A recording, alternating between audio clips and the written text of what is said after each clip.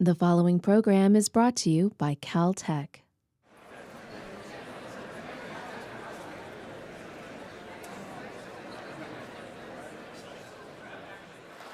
Now, as the chair of this year's committee, it is my pleasure and honor to introduce this year's general session speaker, Dr. Lee Hood. Dr. Hood received his bachelor's degree in biology from Caltech in 1960 and his PhD in biochemistry here in 1968. While a faculty member in our division of biology, he and his research colleagues developed 4 instruments that laid the technological foundation for molecular biology: the DNA gene sequencer, the DNA synthesizer, the protein sequencer, and the protein synthesizer. In 1992, Dr. Hood moved to the University of Washington, where he founded and chaired its Department of Molecular Biotechnology. And in 2000, he co-founded the Institute for Systems Biology in Seattle. He has received numerous honors and awards, including a Caltech Distinguished Alumni Award of his own in 2011, election to the Inventors Hall of Fame, and the National Medal of Science. He has also been involved in the founding of more than a dozen biotechnology companies, including Amgen and Applied Biosystems. Dr. Hood is also co-founder and chairman of the P4 Medicine Institute, where P4 stands for predictive, preventive, personalized, and participatory. Please join me in welcoming Dr. Lee Hood to the stage for his talk entitled Systems Medicine and Proactive P4 Medicine, Revolutionizing Healthcare. Dr. Hood.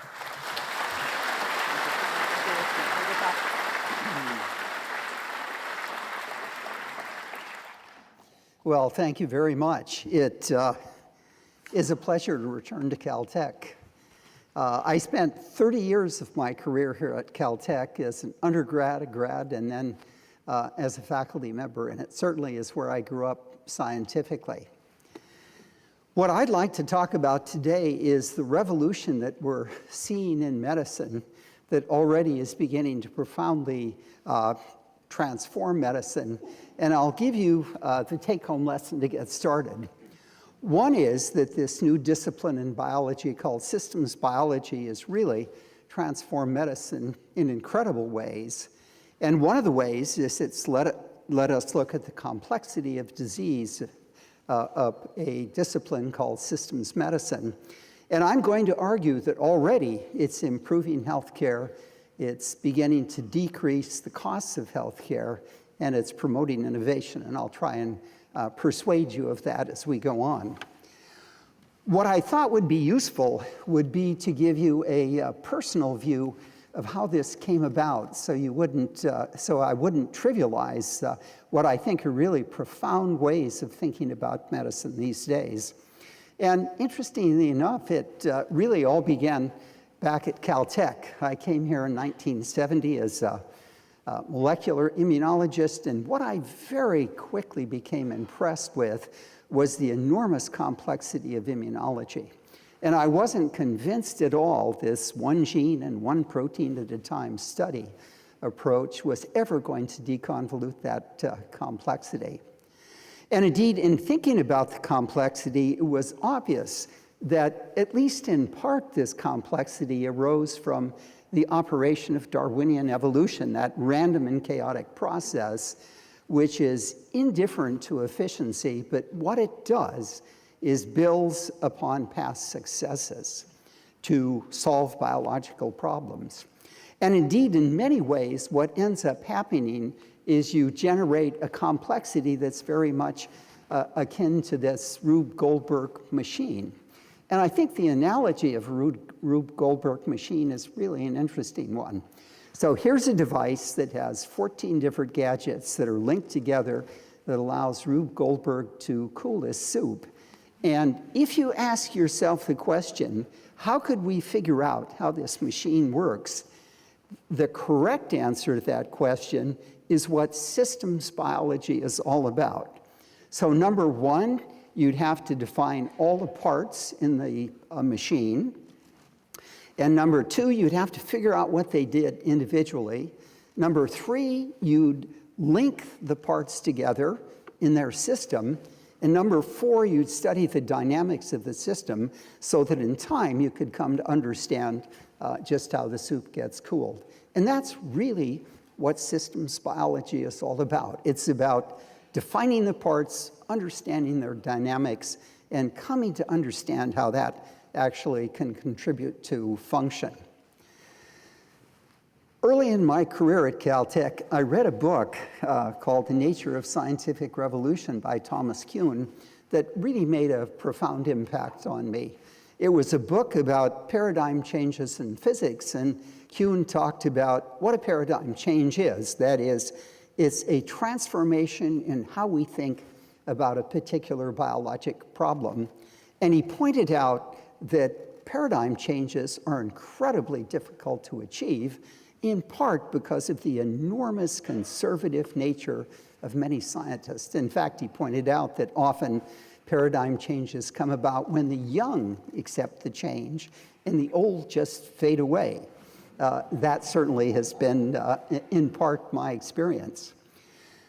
With regard to medicine, I've had the good fortune over the 45 years or so of my career to participate in 5 paradigm changes, and I'll list them briefly for you because each of these paradigm changes really was central to my final thinking about systems medicine and the thing we'll define later, P4 medicine.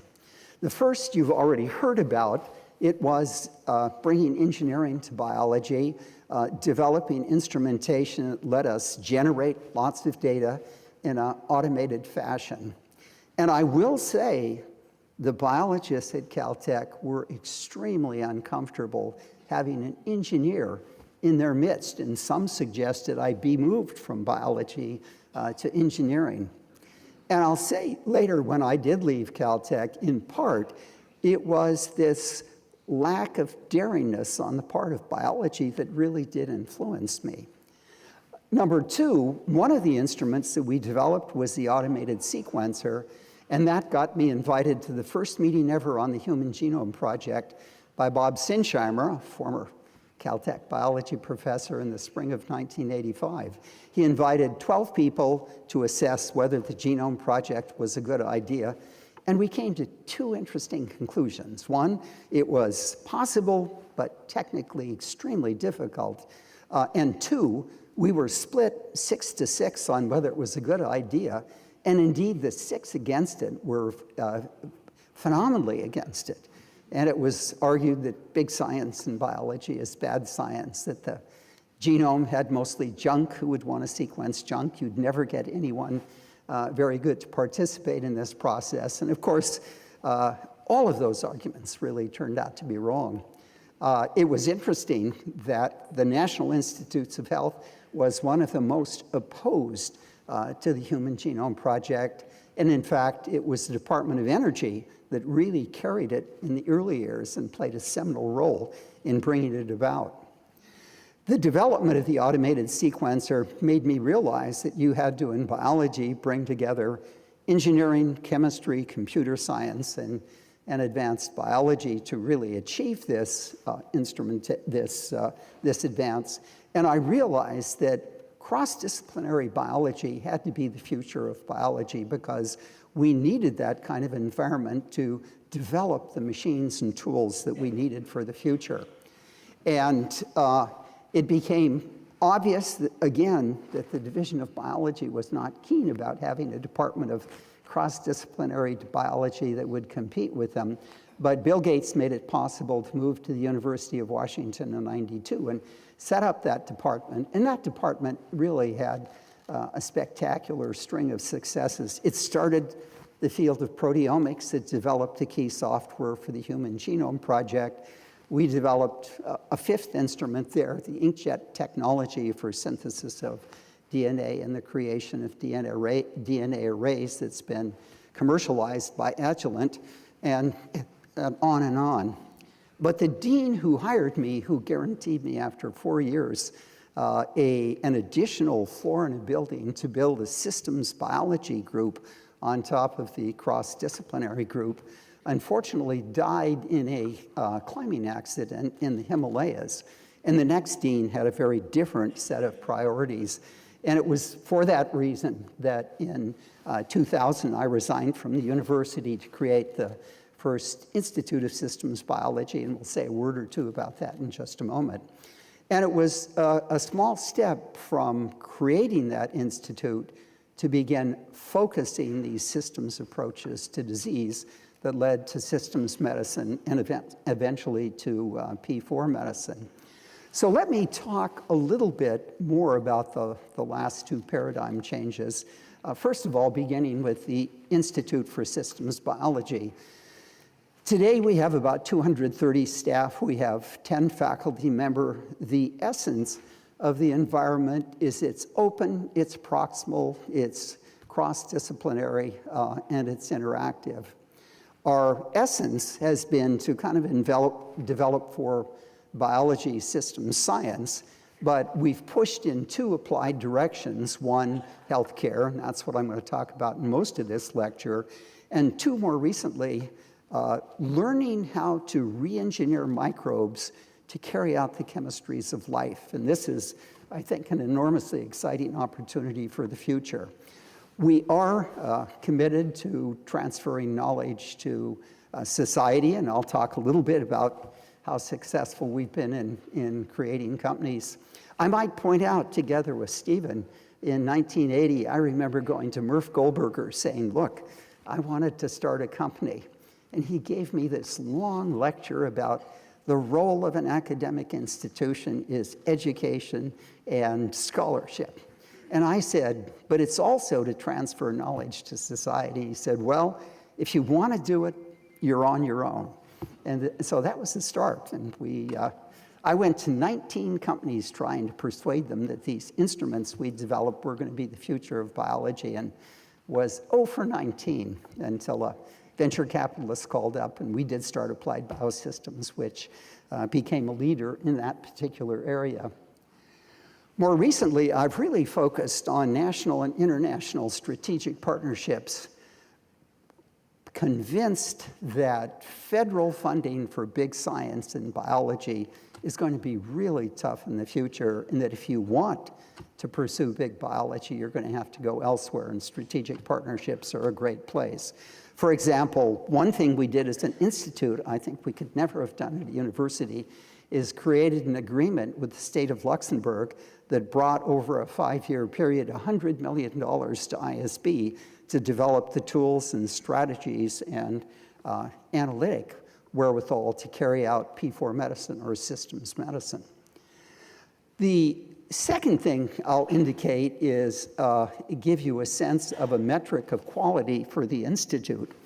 And this is a Spanish institute that developed a metric for measuring and integrating across entire research institutes the impact of their papers. They surveyed about 3,300 institutes in 2012, and ISB came out 4th in the world in the excellence of its papers. And we had papers in biology, in medicine, in technology, and computation, and mathematics as well. So the essence of, I think, what systems biology is all about is creating this cross-disciplinary platform and culture, which has been such a powerful engine for us. And the mantra that we started ISB with is a simple idea that leading-edge biology mandates the need to develop new technologies, and they, in turn, in their data, require the development of new analytic tools. And if you can do those three things in a seamless manner, you really can revolutionize biology. And what's interesting about this mantra is at each turn of the cycle, you create new technologies, new algorithms, or new concepts. And ISB has actually used this type of thinking to create 17 new companies in the Seattle area in the 13 years of our existence. And some of them, as you'll hear later, are going to do very well. Now, the question is, how do you generate an environment that enables this vision? And that, of course, requires a cross-disciplinary environment with all of the scientists you see listed there on the right-hand side. And those scientists have to do two things. One, they have to learn to speak the languages of one another. And two, they have to learn to work effectively together in teams. And with this, you really can change the world very effectively.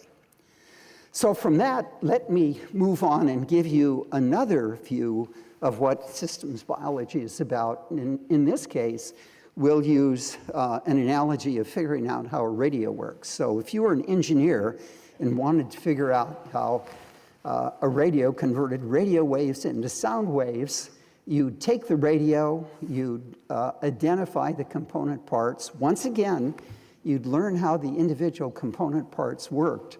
And this is what biology really has done for the last 40 years, is to find the individual components and how they work. But what you as an engineer would know is you aren't even a microstep to understanding how those parts make the conversion of electromagnetic waves to sound waves.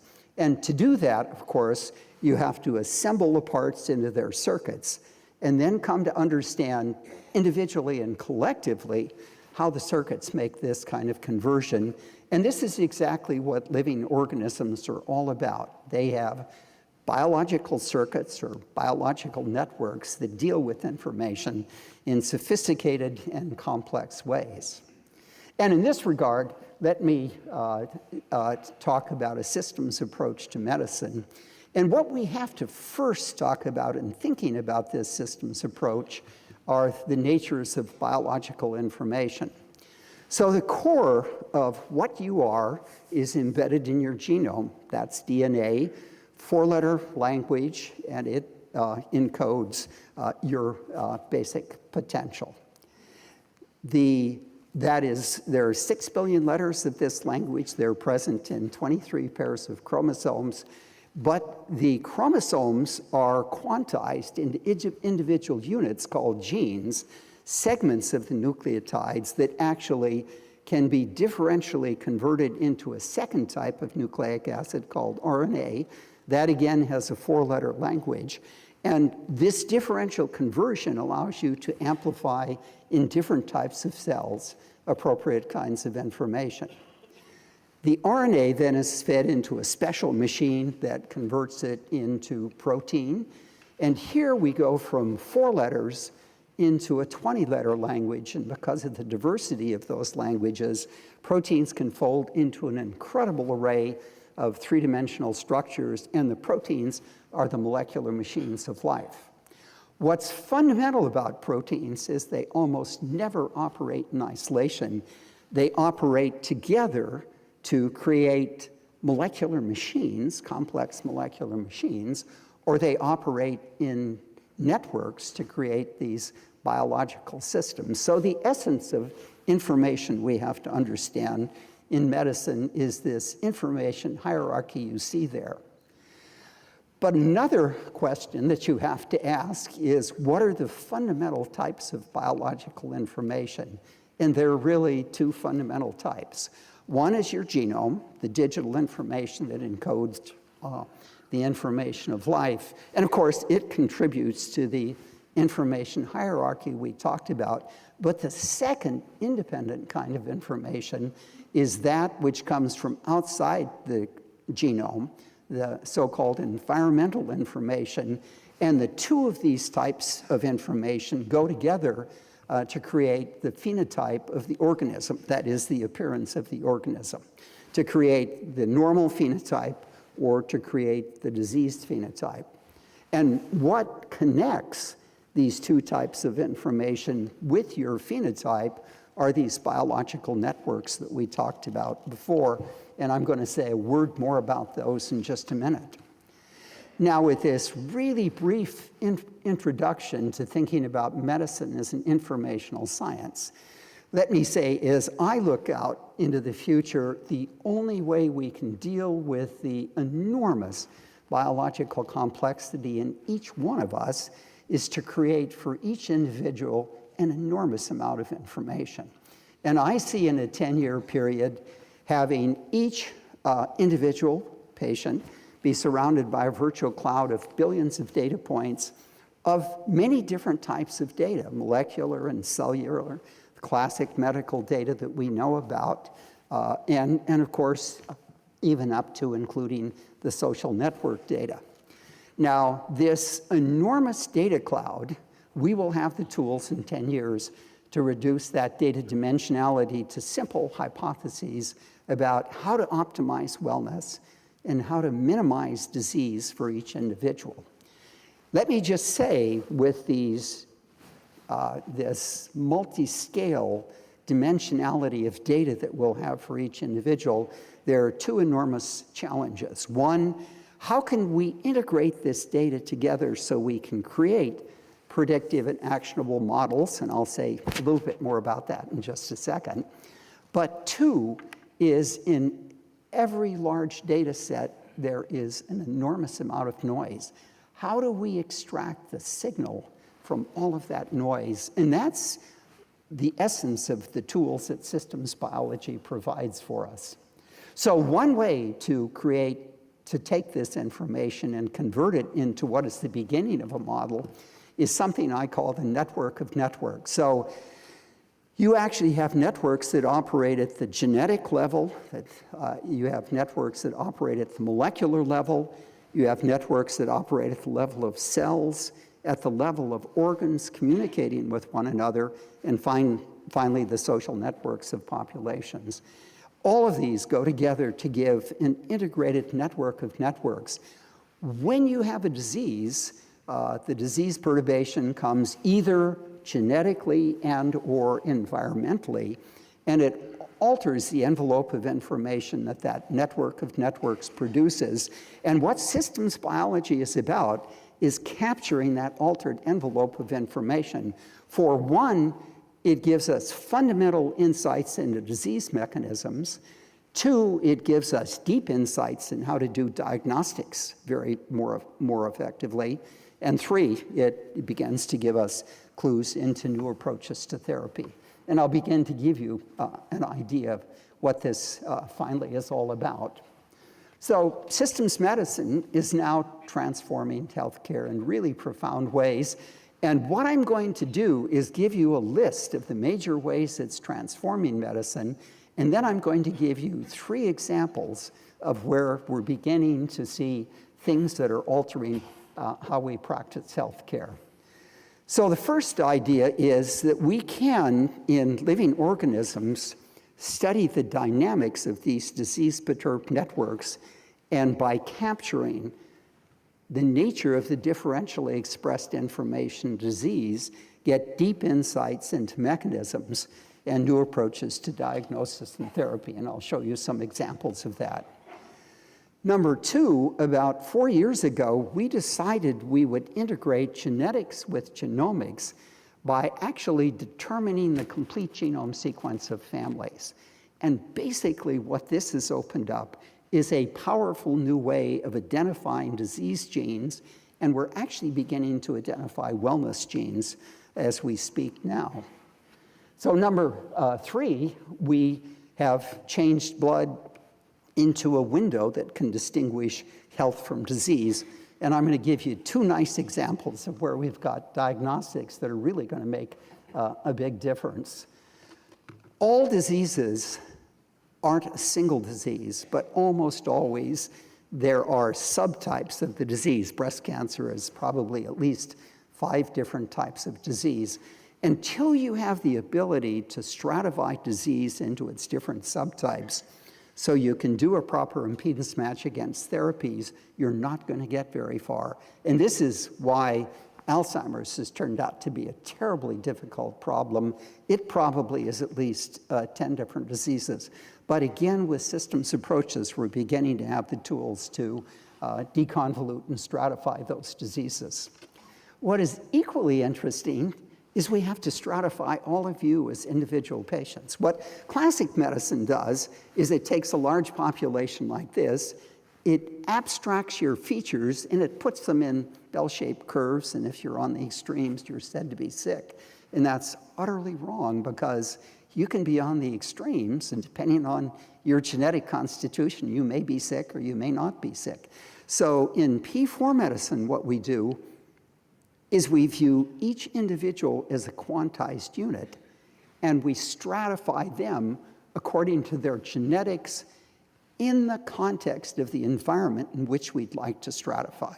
So, for example, there are probably 70 genes out there that lead to an inability to deal effectively with drugs, you certainly want to know about those genes so you won't have the drug be underutilized or be too rapidly utilized.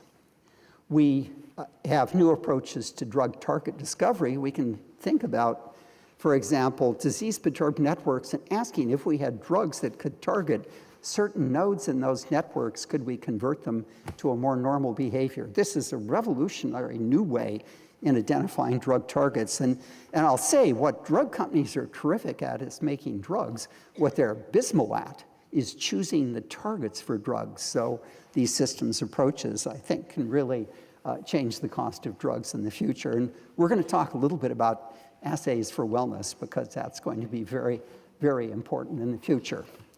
So let me talk about then 3 of these revolutions, and the first is family genome sequencing. And to give you an example of how powerful this is, the first family whose genomes we sequenced was this family of 4 from Utah, where the 2 parents were normal.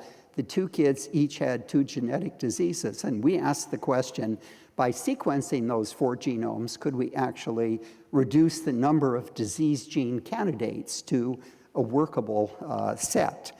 And the answer was strikingly that we could, but we could do much more. Because you can use the principles of Mendelian genetics in interesting ways, we could eliminate 70% of the DNA sequencing errors.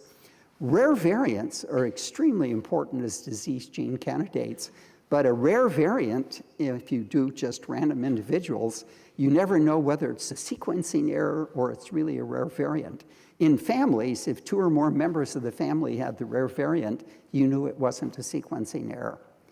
And we can determine beautifully the haplotypes of chromosomes, that is, the order in which the variants on particular chromosomes for the kids are organized with respect to how their parents' chromosomes are organized, and without going into technical details. This is important because it reduces enormously the chromosomal dimensionality within which disease genes might hide.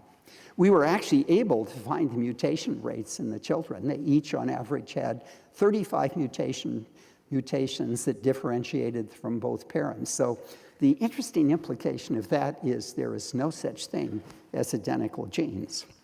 And in this case, we were able to go from hundreds of disease gene candidates initially down to just 4, and it was very simple to determine among the 4 which 2 of those could be assigned to each of the 2 different genetic diseases that the children have.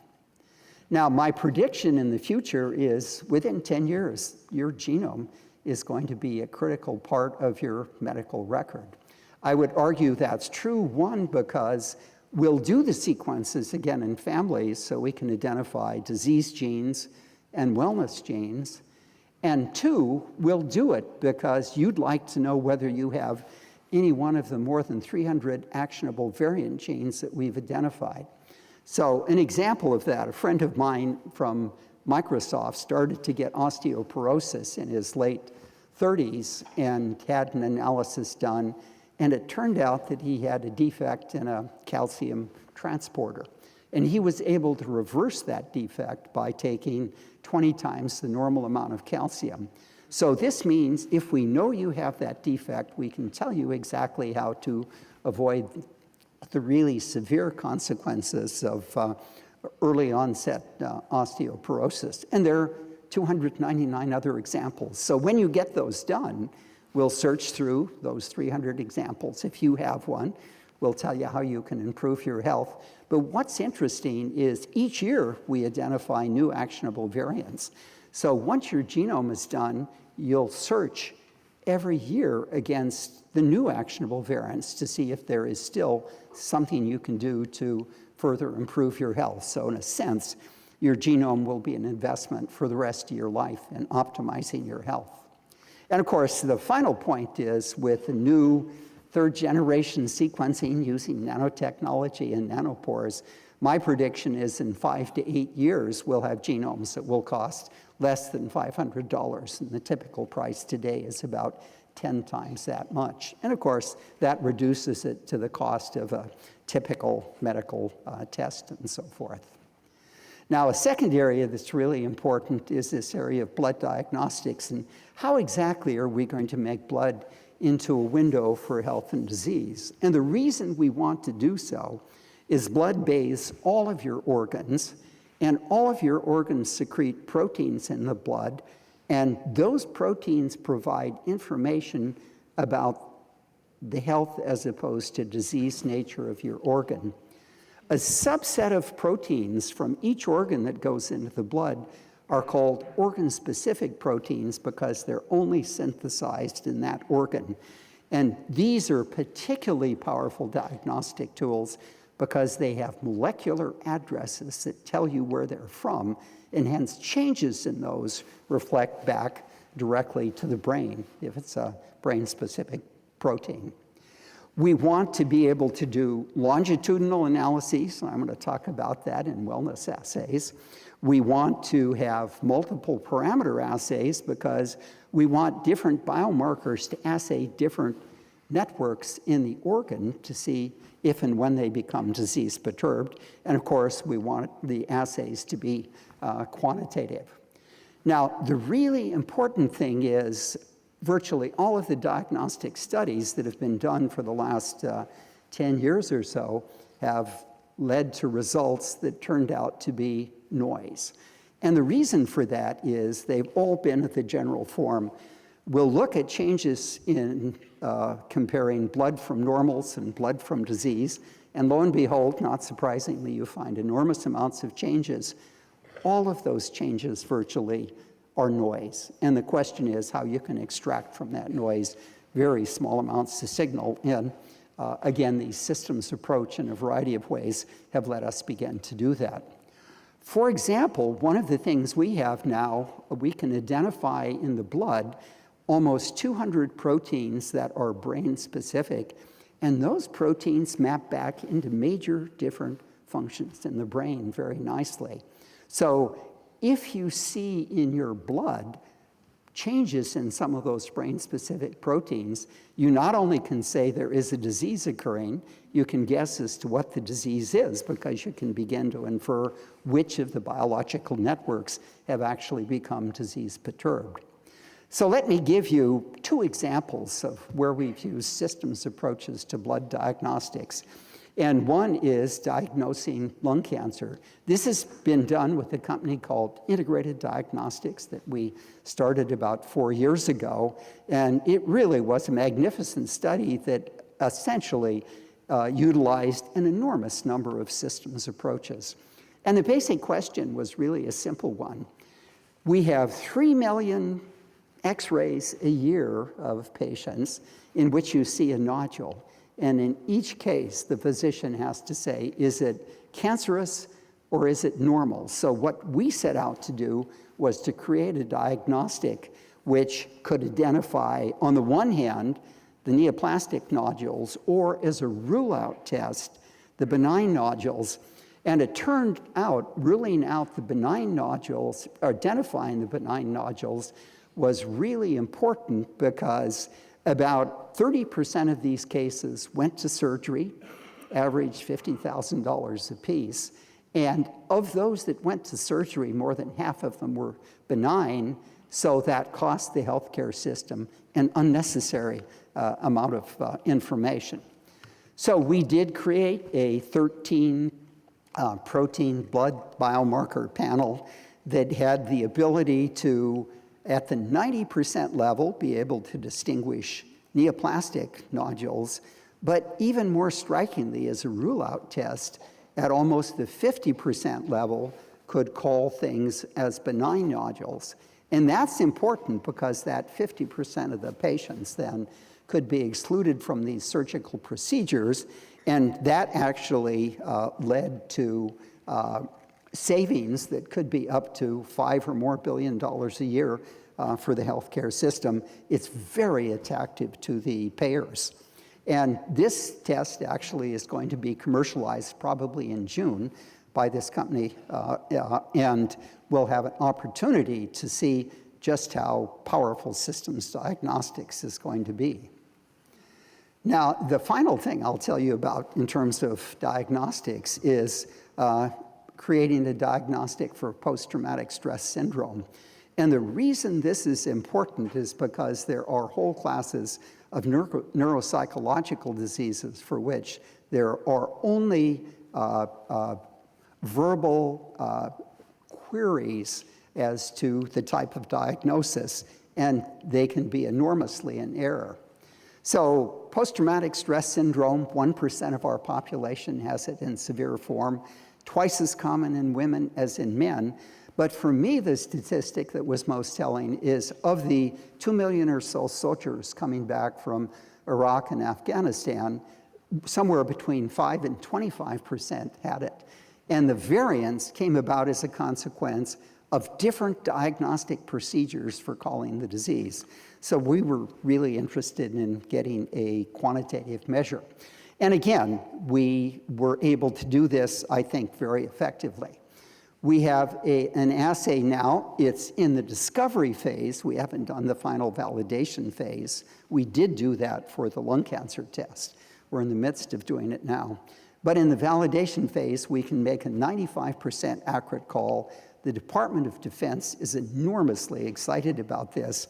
What we're beginning to do is take exactly the same approach to traumatic brain injury that a lot of the incendiary devices send soldiers back with TBI, and of course, professional athletes have made a lot of noise with regard to TBI.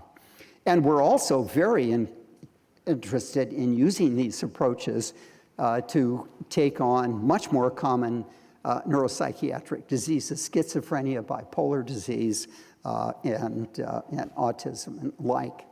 And I think what is really exciting about these diagnostic assays is they'll be able to do 4 things. 1, early diagnosis. 2, we'll be able to follow the progression of the disease. 3, we'll be able to follow the response to therapy. And 4, this is really key, we'll be able to stratify the disease into their distinct subtypes. So again, you can make proper impedance match against putative therapeutic reagents and the like. So let me just say a word or two about wellness assays. These are assays looking to the future.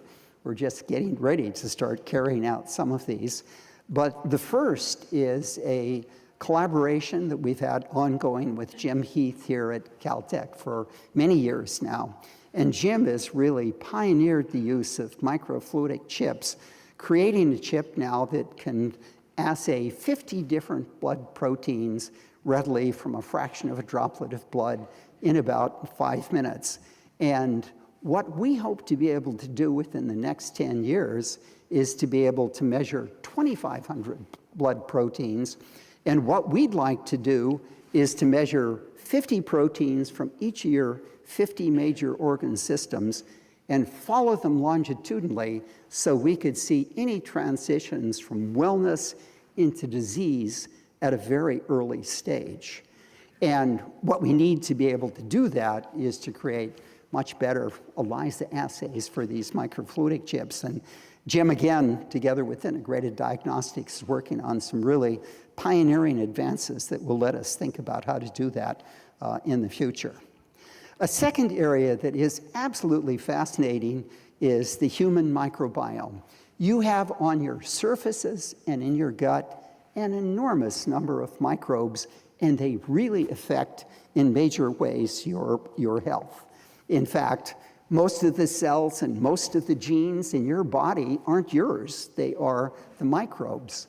I mean, it's really striking that 36% of the small molecules in your blood come from microbes in your gut microbiome, and they enormously influence your health, influencing your susceptibility to heart disease, your susceptibility to type 2 diabetes, and on and on.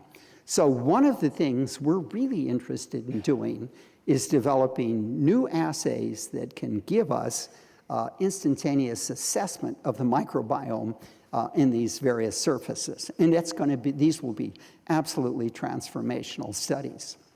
And the final wellness assay I'll talk about is the quantized self. quantified self. These are social networks that grew out of Wired magazine, who made the proposal in 2008 that groups of people that wanted to optimize their wellness should get together in networks and crowdsource and figure out how to do things better.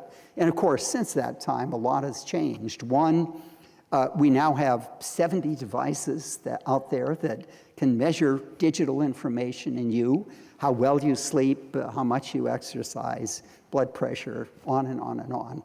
And we have 10,000 apps that are related to wellness in one way or another. So there are powerful opportunities for crowdsourcing, and indeed, the quantified self networks are in all the major cities in the US, and they're growing very, very rapidly. And what's important about these social networks is they're beginning to have a big impact on medicine. A good friend of mine at San Diego, Larry Smarr, was one of the early practitioners of the quantized self movement. He used the digital devices, but even more, he used classic medical assays. And what you can see in the lower graph there are a series of spikes where he has inflammatory reactions where 5 physicians in a row blew him off until finally he ended up in the hospital with an acute episode of inflammatory bowel disease. And the quantified self people are going to physicians and beginning to force them into the 21st century. And indeed, this leads us now to P4 medicine, which is the convergence of 3 major forces. One is big data. The second are these patient-activated social networks. And the third is the idea of systems medicine.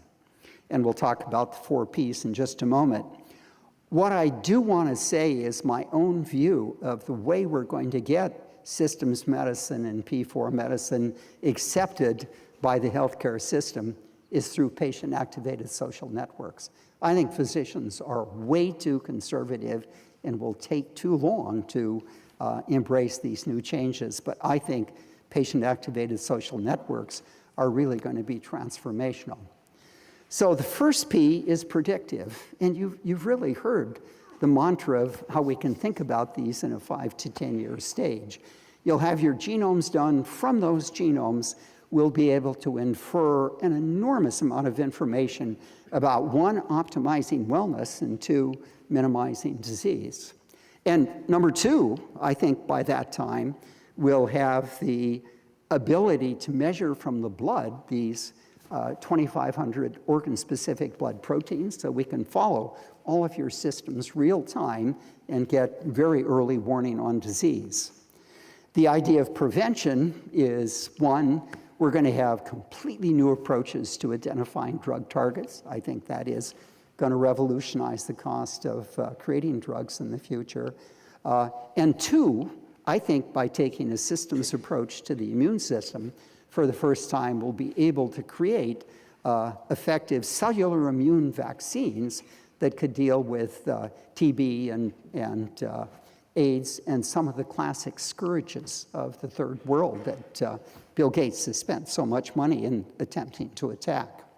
The personalized side of medicine arises from the fact that on average, each of you differs by 6 million letters of the DNA language from the person sitting next to you. So each of you uniquely has to act as the control for your own virtual cloud of data.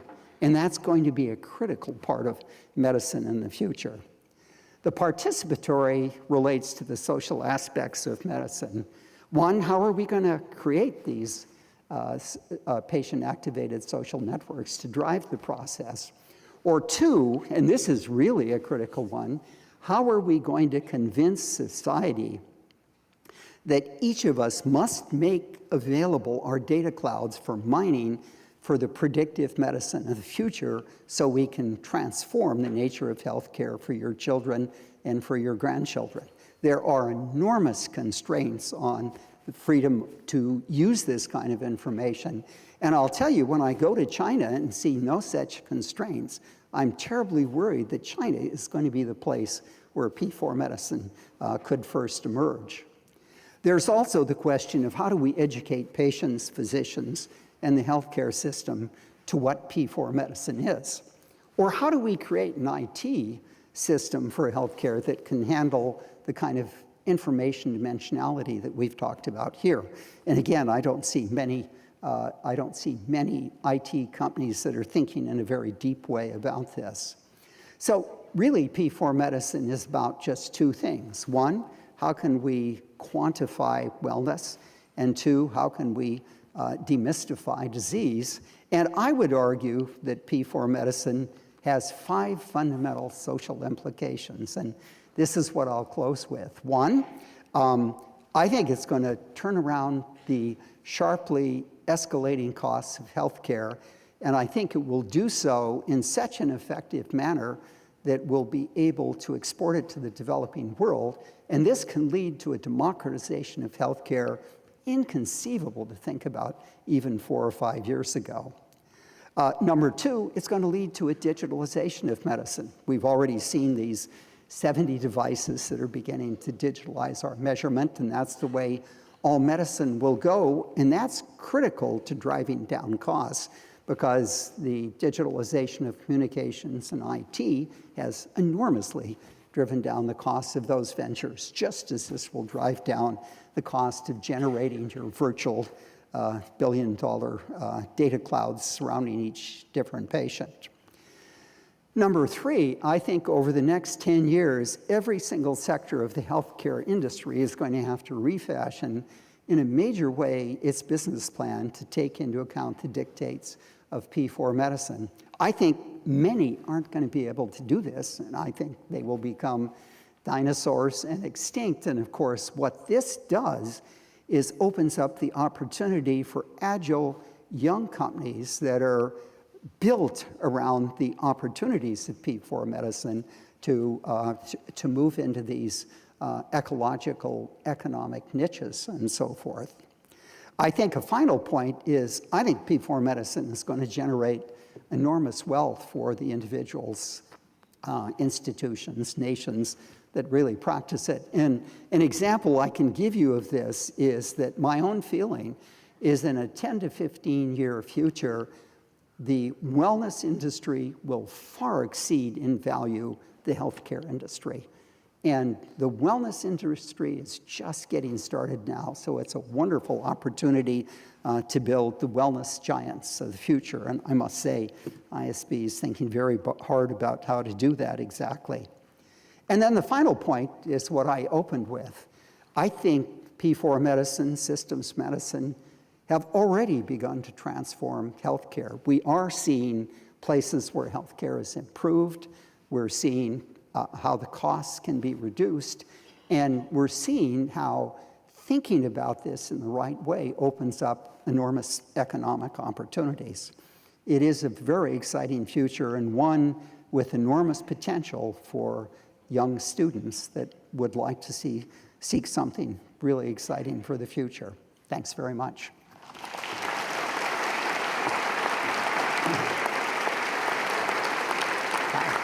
Do you want questions or you?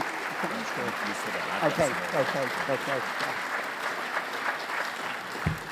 Thank you very much, Lee, for that deep and inspiring talk. I'll be processing on that for quite some time, but it really is, that was exciting. So this is Dr. Chameau's last big alumni event at Caltech. We very much appreciate his leadership, his vision, his partnership, and his enthusiasm. We know Caltech is a better place because he and Carol were here. Dr. Chameau, would you please join me on stage so I can present you with a goodbye gift from the Caltech Alumni Association.